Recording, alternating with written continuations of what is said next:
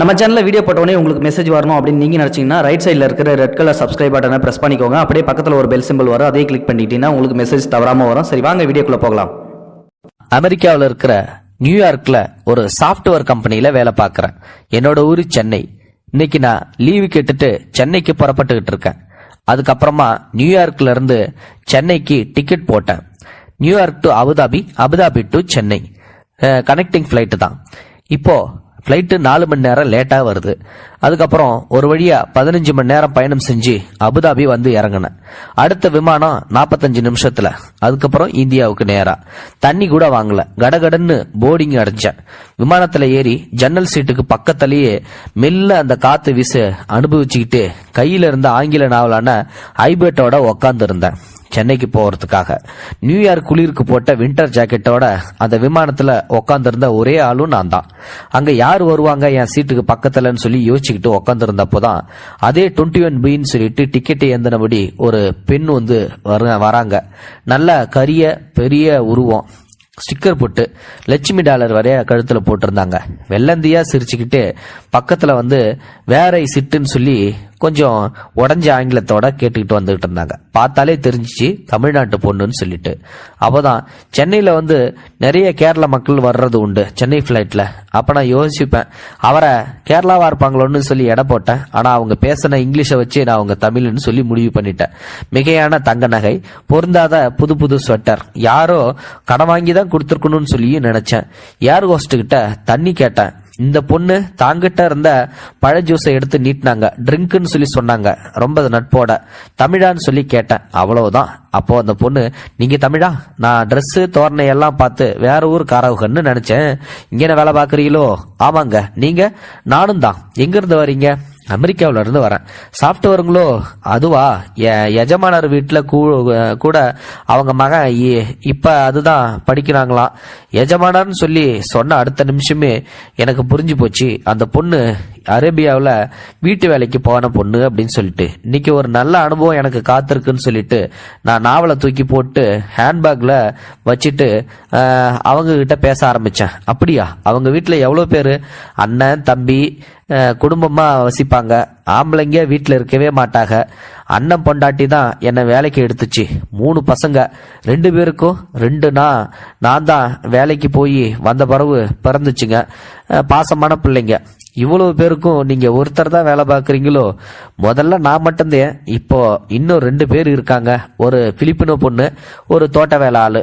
இவங்களுக்கு எல்லாம் நான் தான் என் சீனியரு, நான் தான் மேனேஜரு, பாத்துக்கோங்க அப்படின்னு சொல்லி ரொம்ப பெருமையோட சொன்னாங்க அந்த பொண்ணு. ஏ அப்பா, எவ்வளவு நாளா வேலை செய்யறீங்க?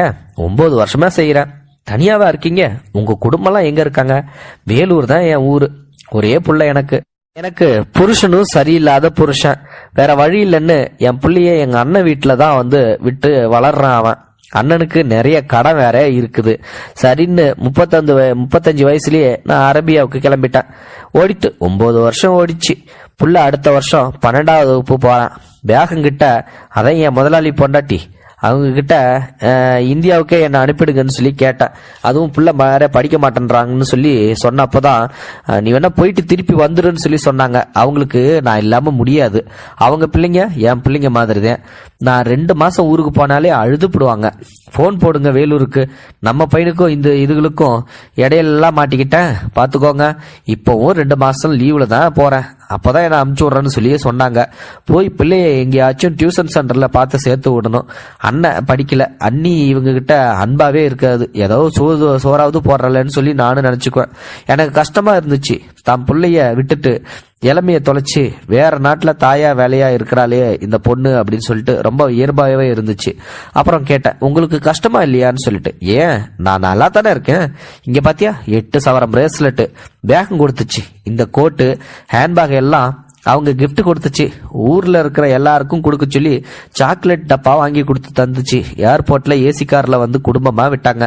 பிள்ளைங்க வேற ஒரே அழுகதான். திரும்ப வந்துருவல்லன்னு சொல்லி 10 தடவை கேட்டுதான் என்ன அனுப்புறாங்க. இதுவும் என் குடும்பம் தான். முதல்ல அரபி தெரியாம கஷ்டப்பட்ட வந்ததுல. அப்புறம் இப்ப நான் தான் குயின். அங்க என் புள்ள காலேஜ் முடிச்சா அவனையே இங்க அரபிக்கே கூட்டுக்கலான் இருக்கேன். கூப்பிட்டா வருவான் உங்க மகன்? உங்க அண்ணனுக்கு அவன் க்ளோஸ் இல்லையா என்ன? அதெல்லாம் வருவான். அவன் கண்டிப்பா என் கூட வருவான். அண்ணன் வேற பாவம், எவ்வளவு நாளா என் பிள்ளைய வளர்க்குறாரு. அண்ணி ஒரு கலீஜு. நான் மாசம் எவ்வளோ அனுப்புனாலும் ஏதோ கடனுக்கு இவனை பாத்துக்கிற மாதிரி சொல்லி காமிச்சிக்கிட்டே இருக்கும். அண்ணன் பொண்ணு சின்னது, அதுதான் இவன் மேல பாசமா இருக்கும்.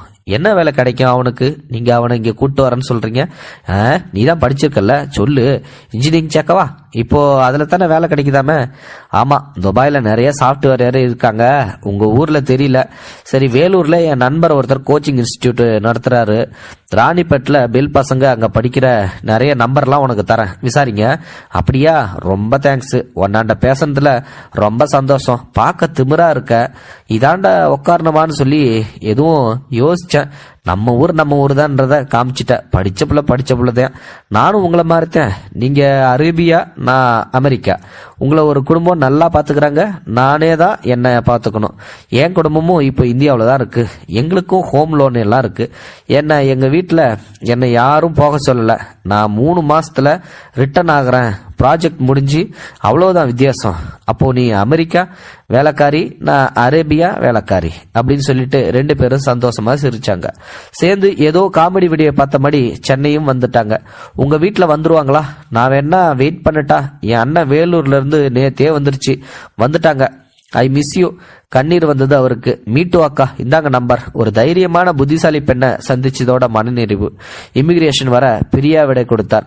ஆயிற்று 5 வருஷம் முடிஞ்சிச்சு. மகன் படித்து இன்னைக்கு அரேபியா போயிருந்திருக்கலாம்னு நினைக்கிறேன். அல்லது இவர் இந்தியா திரும்பி இருக்கலாம். இல்லை, கோர பார்த்து என்னை தொடர்பு கொள்ளி இருந்திருக்கலாம். அக்கா, ஐ ரிமெம்பர் யூ.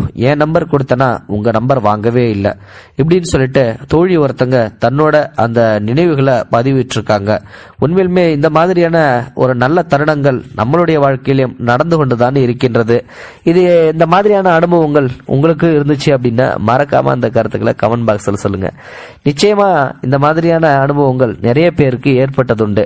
ஏன்னா இங்க அமெரிக்காவில் படிக்கிற அந்த பெண்மணி, அதாவது சாஃப்ட்வேர் இன்ஜினியரோ அல்ல சாஃப்ட்வேர் கம்பெனில ஒர்க் பண்ற அந்த பெண்ணோ இந்த மாதிரியான ஒரு அனுபவத்தை அடிக்கடி சந்திச்சிருக்க மாட்டாங்க. எப்பயாவது ஒரு தடவை தான் சந்திச்சிருந்திருப்பாங்க. இப்போ அவங்க நிச்சயமா அவங்க பையனை ஒரு நல்லபடியா படிக்க வச்சு அரேபியாவுக்கு கூட்டிட்டு போயிருப்பாங்க அப்படின்னு சொல்லி நினைச்சிருந்திருப்பாங்க. கண்டிப்பா அதுதான் நடந்தும் இருக்கும். அவங்களுடைய அந்த குடும்பம் சந்தோஷமா வாழணும் அப்படின்னு சொல்லிட்டு தான் இவங்க அந்த நினைவை ஒரு ரிமெம்பரா தன்னுடைய Facebook பக்கத்துல போட்டிருக்காங்க. இது உண்மையிலுமே நெகிழ்ச்சியான தருணம் தான். இந்த மாதிரி உங்களுக்கும் ஏதாவது ஒரு அனுபவம் வாழ்க்கையில ஏற்பட்டிருக்கலாம். நீங்க பிளைட்ல தான் போகணும்னு இல்ல, பஸ்லயோ அல்லது ட்ரெயின்லயோ போகும்போது யதார்த்தமான இந்த மாதிரியான ஒரு சந்திப்பை நீங்க சந்திச்சிருந்திருப்பீங்க. அப்படி நீங்க சந்திச்சிருந்தீங்க அப்படின்னா மறக்காம அதை கமெண்ட் பாக்ஸ்ல சொல்லுங்க. தேங்க்யூ ஃபார் வாட்சிங். இது போன்ற செய்திகளை உடனுக்குடன் நீங்கள் தெரிந்து கொள்ள மறக்காமல் எங்களுடைய சேனலை சப்ஸ்கிரைப் செய்யவும், கூடவே பக்கத்தில் வரும் பெல் ஐக்கானையும் கிளிக் செய்யவும்.